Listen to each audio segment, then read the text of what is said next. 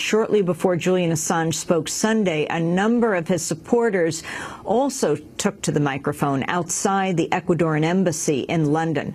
Among the speakers, writer and activist Tariq Ali, as well as Craig Murray, the former British ambassador to Uzbekistan. Murray, a whistleblower himself, was removed from office in 2004 after he exposed how the United States and Britain supported torture by the Uzbek regime. On Sunday, Ambassador Murray criticized the British government for threatening to raid the embassy to arrest Julian Assange. The Vienna Convention is absolutely plain. The Vienna Convention of 1961 is the single most subscribed international treaty in existence. And it states in Article 22, Section 1, that the diplomatic premises of an embassy are inviolable. Full stop. Are inviolable. You cannot invade the embassy of another country. As Tariq rightly said, there were times when I sheltered Uzbek dissidents from their government within the confines of the British embassy in Uzbekistan. Even during the height of the tensions of the Cold War, the opposing parties never entered each other's embassies to abduct a dissident.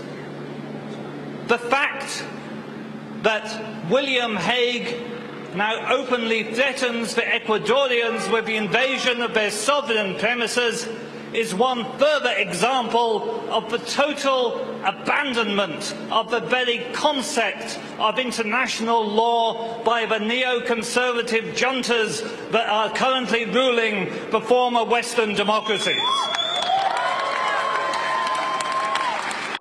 And I can tell you something else for certain. The position I've just outlined, that the invasion of a diplomatic premises is a crime in international law and a crime in the state whose premises are invaded, that is a position which is taken by virtually every country in the world.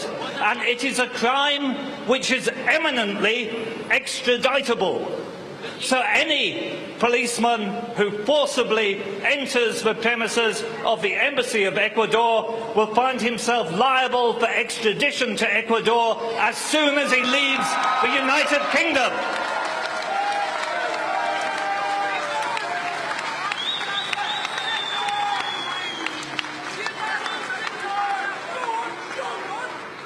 Ladies and gentlemen, I thank you all for coming here to listen. I thank deeply and from my heart those of you who have come to support Julian Assange and support his continuing struggle for freedom and to support the continuing cause of whistleblowing and revealing that which government does not want you to know. We are here today for freedom. Here we stand. We thank the Ecuadorian government for their support, and we stand with Julian Assange. Thank you very much.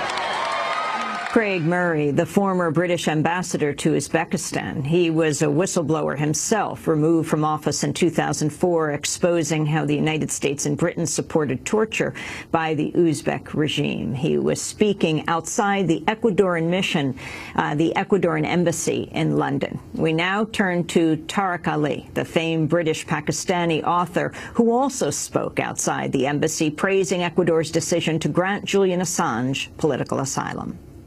And so these radical social democratic governments in South America are today, in my opinion, offer more social and human rights to their citizens than the countries of Europe, leave alone the United States. And that is why Julian Assange applies for asylum to Ecuador. Because this is a country which is determined to be independent. It has asked the American military base in Mantua to leave the country. And when the United States objected, Rafael Correa, the president of Ecuador, said, okay, if you want a base here, let's have equality. Why can't we have a military base in Florida? To even ask the question is considered crazy. And there was no agreement. Out went the base. A new constitution that defends human rights. A serious attempt to defend the ecology of the country. Social spending has doubled. And for me, human rights mean nothing unless there are social rights as well for the ordinary people of a country. The two go hand in hand.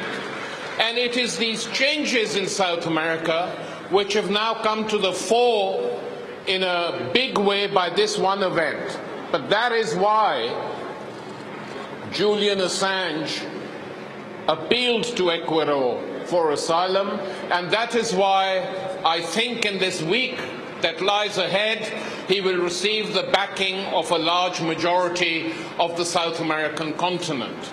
And the Europeans, European governments and European citizens, if they wished to, could learn a lot from South America today. Just change your gaze.